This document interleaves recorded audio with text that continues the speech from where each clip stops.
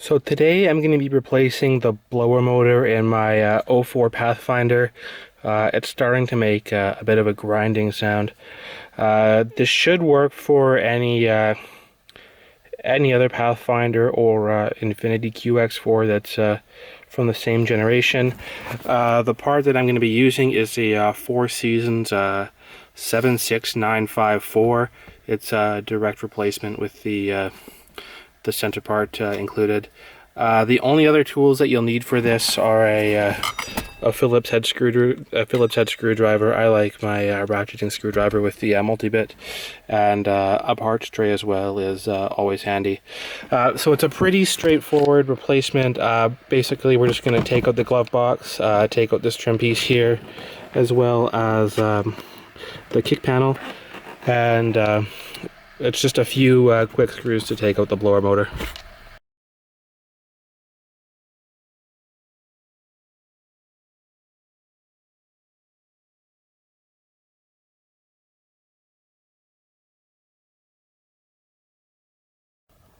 See, once you have those Phillips screws out, you can go ahead and just pull this latch off and put it aside. And then this trim piece as well just pulls right out really easily.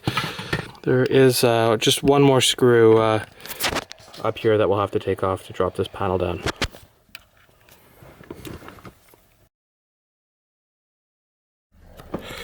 So there's one more screw down here, kind of just above this kick panel that you'll need to take off. And then one last screw down here. I think it's the most difficult one to get at.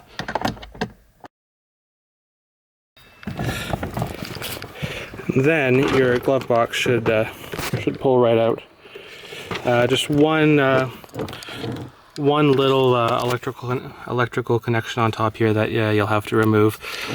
It's a little bit out of focus, but basically you just push the little clip in and it should pop right out. That would be for the glove box light, I believe. Like I said, set that aside. And as I said, you'll have to take this kick panel off as well, so we'll take that off and then we'll get to work taking out the blower motor.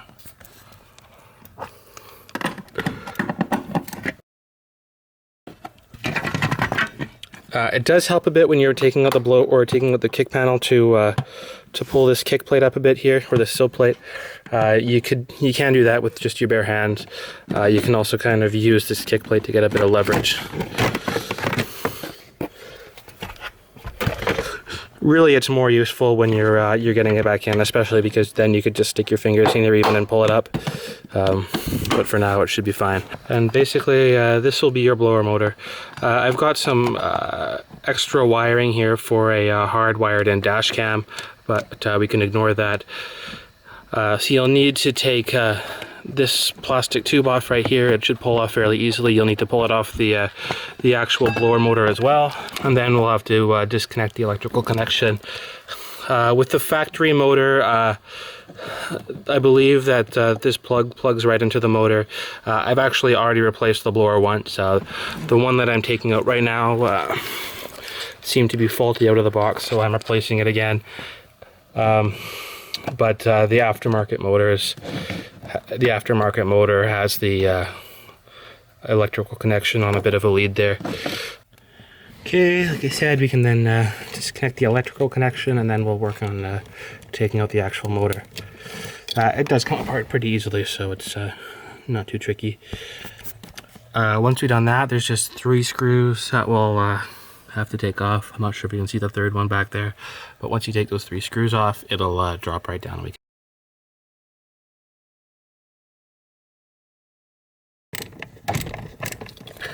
The last one can be a little bit tricky to get at here. You might need to take off this electrical connection on the side to get at the screw. I can show you how in a sec. It's pretty easy, but just basically just enough room. Take the screwdriver in there. If you want to take it off, it's just a couple of 10mm bolts or Phillips head screws that you can see all right from this side here. They come out pretty easily, and then you should be able to get at that screw without much trouble.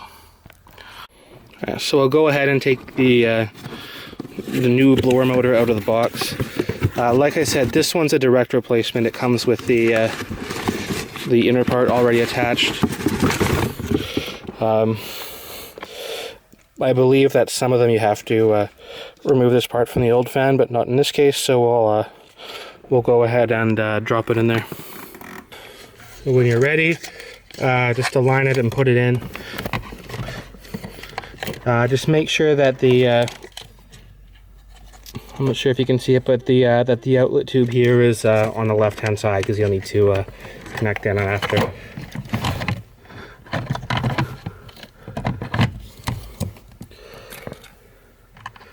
So once you have it in, you can start putting in your 3 screws and tighten them down.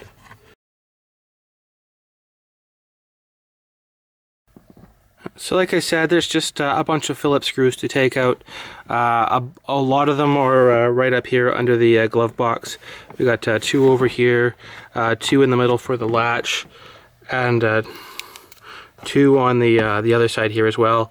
Once we get this trim piece out, there's a couple more behind there, and then I'm not sure if you can see them very well in the video, but another screw down there, and then I believe there's another one in the kick panel as well. So we'll go ahead and take those out and try and drop the glove box down. Yeah, so like I mentioned before, if you're having trouble getting at that 3rd screw, you can just take these 2 bolts out here to buy yourself a little bit of clearance. I was able to get it out no problem, but going back in, it's a little bit tricky, so I'm going to take them out.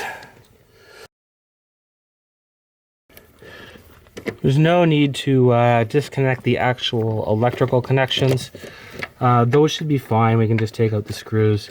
I don't believe these screws are used for grounding at all. There's another ground point right down here out of the view of the camera.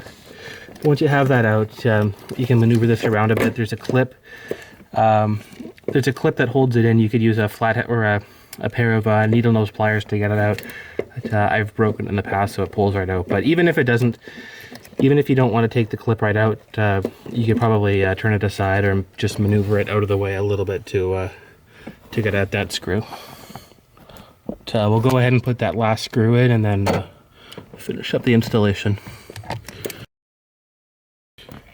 So now that I've got that 3rd screw in here, we can start putting it back together. We'll put this electrical connector back on first. It helps to put the screw in from the side.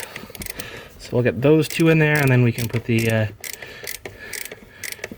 rest of the blower motor together and the glove box back on. Like I said, you can ignore some of these extra wires. Like I said, they're just for a hardwired in dash cam. And next, you'll want to take the wire from the new blower motor and the connector from the original or from the vehicle and connect them together. And they should just plug right in like that. Once we've done that, we can put this little hose on as well. It should connect fairly easily. I'll put it on the blower motor first, and then kind of twist it around and put it back here on the truck. It should just slide on. There's no clips or anything to hold it in place. And that's basically it. It's all connected now and it should be working, so we'll just need to go ahead and put on put the kick plate back on, and then the glove box and the trim panel up here, and we'll be done.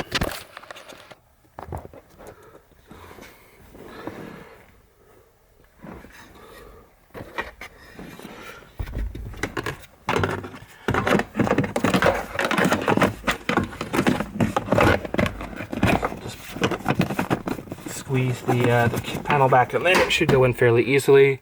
Just one little Phillips screw to hold that in. And then we'll put the glove box back in.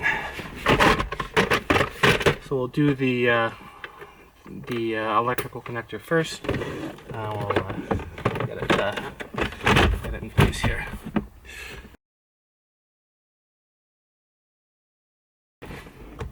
We'll put in these screws first because they're much easier, and then we'll do the one down here in the very corner last. That's a trickier one to get to.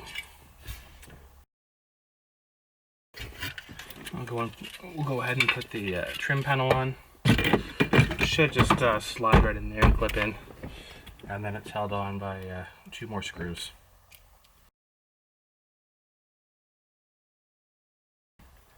Then we'll reattach the latch.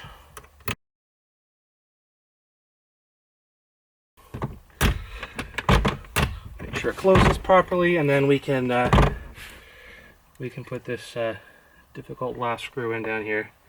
A longer screwdriver might work better. But, I find that if you're very careful and your screwdriver has a magnetic tip, you should be able to get it in without too much trouble. And that's it. So you should now have a brand new working blower motor. Hopefully quite a bit quieter if that was your problem. Thanks for watching.